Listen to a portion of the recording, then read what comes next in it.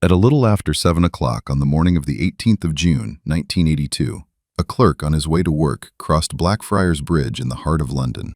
Something beneath the bridge caught his eye. Something about the scaffolding looked wrong. There was a man down there, hanging, suspended above the gray water of the River Thames by a length of bright orange nylon rope. When the police finally brought the body up, they went through his pockets.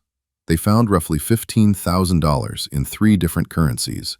And then they found something stranger: bricks, stones, pieces of masonry packed carefully into his clothing. Close to 5 kilograms of it. The dead man had a name, Roberto Calvi, and 9 days before a London clerk spotted him under that bridge, he had been one of the most powerful bankers in Europe. He was the chairman of Banco Ambrosiano, the largest private bank in Italy. And he had vanished from his own country 9 days earlier, leaving behind a family, a chairmanship, and a bank that was collapsing in real time.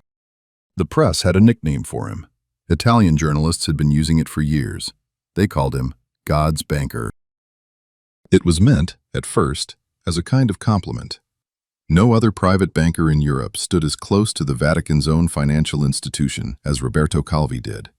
That closeness had made him. It had built his fortune and his reputation. But by June of 1982, that same nickname read less like a compliment and more like an accusation. Today we want to tell you how a man earns a nickname like that, and how a nickname like that can get you killed. This is the Veritas Brief, the podcast from Veritas Europaea, where we take one story from European political economy, finance, or power, and we slow it all the way down. We are reader-funded. We carry no advertising from outside sponsors. That independence is the whole point, and it is the only reason we can spend an episode like this one following the money wherever it actually goes. This is a special episode. It is the first part of an investigation we have been working on for some time: the rise and fall of Banco Ambrosiano. It is a story about a Catholic bank, the Vatican's own financial institution, a secret Masonic lodge, more than $1 billion missing dollars, and at least one body under a bridge. Over this episode, we are going to do 3 things. We are going to stand under that bridge and look at what the evidence actually shows. We are going to travel back nearly a century to the founding of a bank named after a saint. And we are going to meet the quiet, careful man who turned it into something its founders would never have recognized. Let us begin where the story ended. In London. In the water. Let us go back to that morning under the bridge. The first official answer came quickly. A British inquest held in July of 1982 looked at the rope, the bricks, the pockets full of cash, and it reached a verdict: suicide. A ruined banker, far from home, taking his own life in a foreign city. Calvi's family rejected that finding almost immediately. They did not accept it for a moment. So they did something unusual. They hired their own investigators, and they began, privately, to take the evidence apart. And a year later, the official story started to wobble. A second inquest, in 1983, backed away from the word suicide. Instead, it returned what British law calls an open verdict. In plain terms, we cannot say how this man died. The manner of Roberto Calvi's death was now formally undetermined, and it would stay that way for almost 2 more decades. Think about that for a second. Few unresolved deaths in all of post-war Europe have drawn this much scrutiny, from this many governments, over this many years, for so little in the way of a firm answer. And once you start to actually look at the scene, you begin to see why the family could not let it go. Consider what the suicide theory actually asks you to believe. It asks you to believe that a 62-year-old man, alone, in the dark, in a foreign city, gathered up several kilograms of bricks and stones. That he then found his way down onto scaffolding suspended over the River Thames. That he packed those stones into his own clothing, tied a rope around his own neck, and stepped off. All without leaving the kind of physical traces you would expect from that much effort. We are getting ahead of the story here, because the deepest forensic work comes years later. But hold the image in your mind. A meticulous banker, a pile of bricks, a river at high tide, and a verdict that could not survive a second look. For now, simply notice this. The very first official answer, the tidy one, the one that would have let everyone move on, it did not hold. It came apart within a year, And that failure is the loose thread that this entire investigation pulls on. Now, why does any of this matter? A banker died in London more than 40 years ago. Why are we giving it an episode? Here is why. Because when investigators finally pulled Banco Ambrosiano apart, they found a structure that anyone working in financial crime today would recognize on sight. They found an opaque holding company.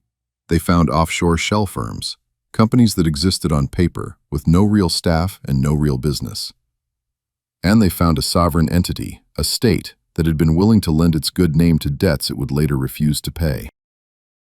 If that combination sounds familiar, it should, because the Vatican's own bank is, right now, fighting an eerily similar accusation in a courtroom, a case that started up again just this summer. We will come back to that in a later part of this investigation. Hold on to it. But first, we have to answer a simpler question. How does a bank that was built, deliberately, piously, to keep the Catholic Church's money away from the temptations of secular finance, end up doing precisely the opposite? For that, we have to leave London. And we have to go back to Milan, to the year 1896. Banco Ambrosiano opened its doors in Milan in 1896. It was the creation of a Catholic lawyer and social activist named Giuseppe Tovini. And Tovini gave his new bank a very particular name. He named it after Ambrose, Saint Ambrose, the 4th century archbishop who is, to this day, the patron saint of Milan. That name was not decoration. It was a statement of purpose. Tovini built this bank as a deliberate alternative to Italy's mostly secular banking world. We know exactly what he intended, because it is written into the bank's founding statute. The bank existed, in its own words, to serve moral organizations, pious works, and religious bodies set up for charitable aims. So from its very first day, this was a conservative institution. It did not chase the great industrial conglomerates that dominated Italy's state-linked banks. Instead, it courted religious orders, provincial families, small depositors, people who trusted it precisely because it shared their faith. And for most of the 20th century, that quiet strategy worked beautifully. By the 1960s, Banco Ambrosiano had grown into the largest private bank in all of Italy. Not a state bank, a private one, standing apart from the government-controlled giants around it. Now here we need to notice something about how the bank was owned. Its shares were held by small Catholic institutions, scattered, fragmented, spread thin. And that detail matters more than it might seem, because it meant that no single investor was ever big enough to easily challenge the people running the bank. It also had a reputation for discretion, for privacy, and that reputation drew in a particular kind of client, the kind who valued not being looked at too closely. And this is where we arrive at the heart of it, because that reputation carried a hidden cost.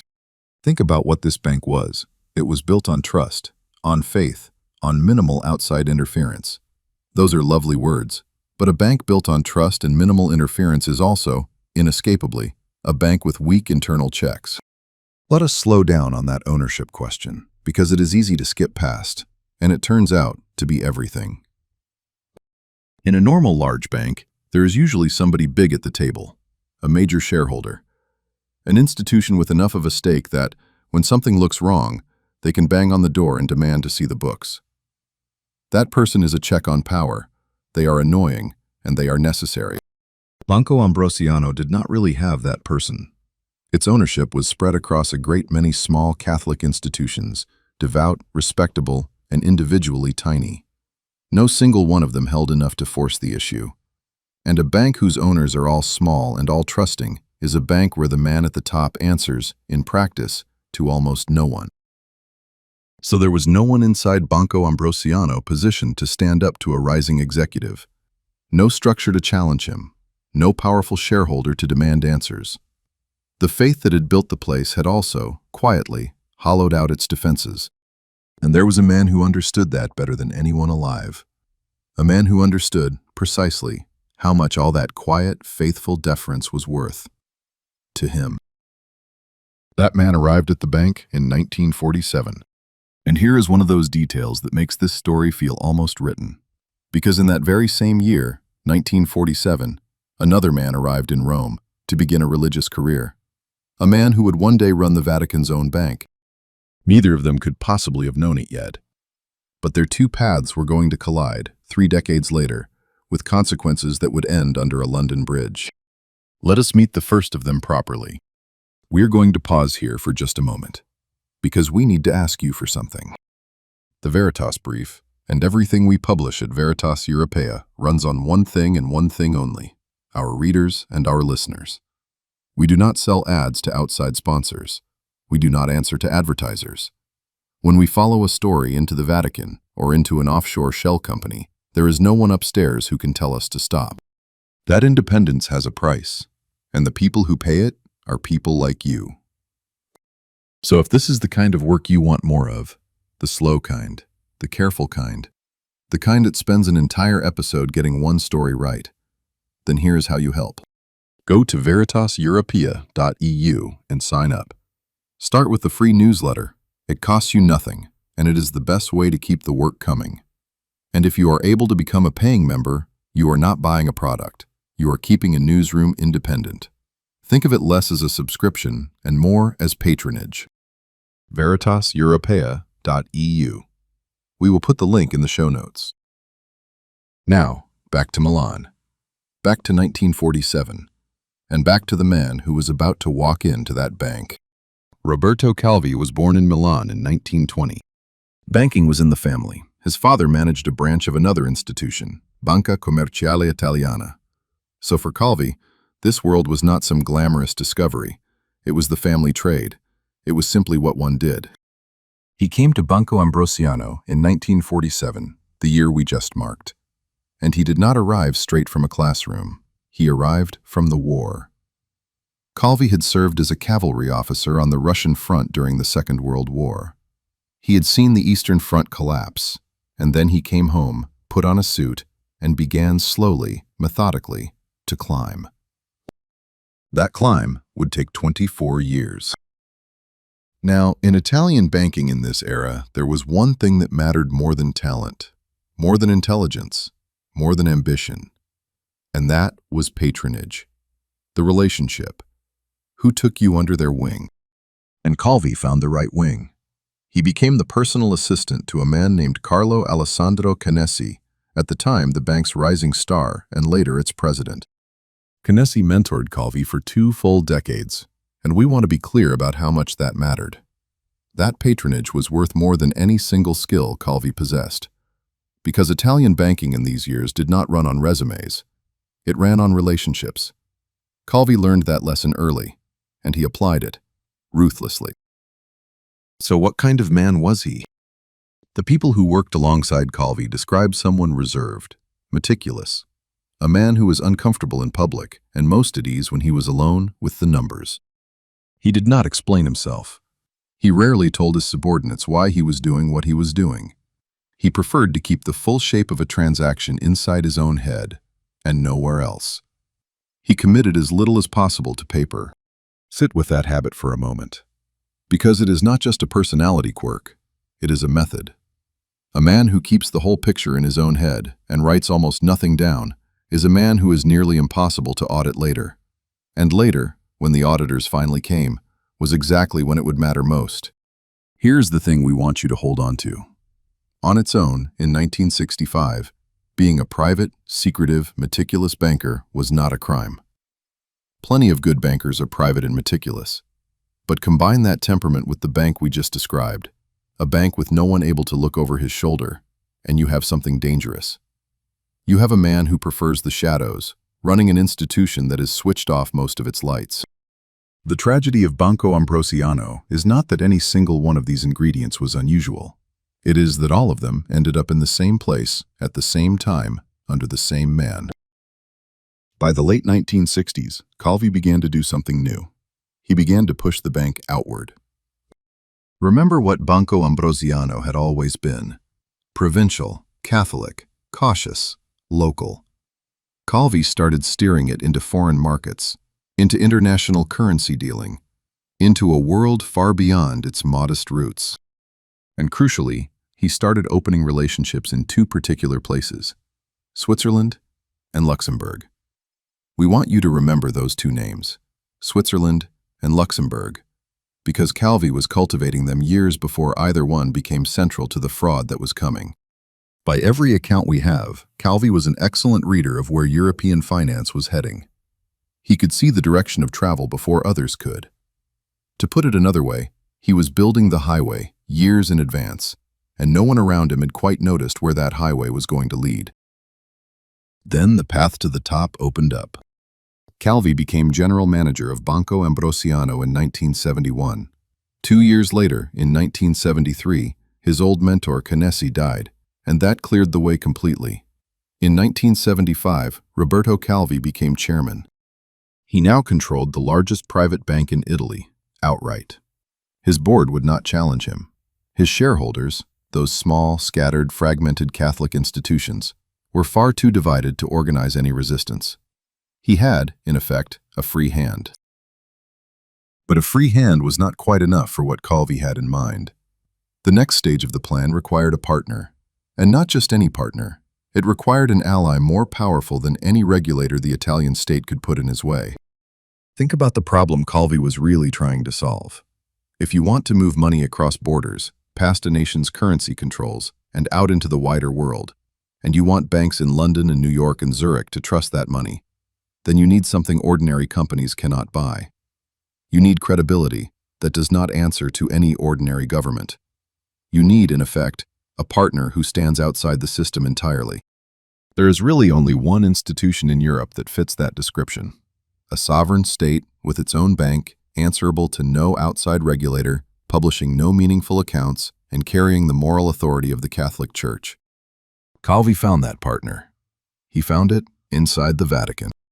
And the man who made the introduction, the man who first connected Roberto Calvi to the financial power of the Holy See, was himself a banker whose own empire was, even then, beginning to collapse. But that, the Vatican, the introduction, and the man whose empire was already crumbling, that is where we will pick up next time. So let us leave it there for this first part. We have stood under Blackfriars Bridge and watched the official story of a suicide quietly fall apart. We have gone back to 1896, to a bank built on faith and named for a saint. And we have seen the fatal weakness hidden inside all that trust. And we have met Roberto Calvi, the quiet, careful officer who kept everything in his own head and climbed for 24 years to the top of Italian finance. Next time, the Vatican enters the story. So does a secret Masonic lodge, and so does the money, the missing money, that ties all of it together.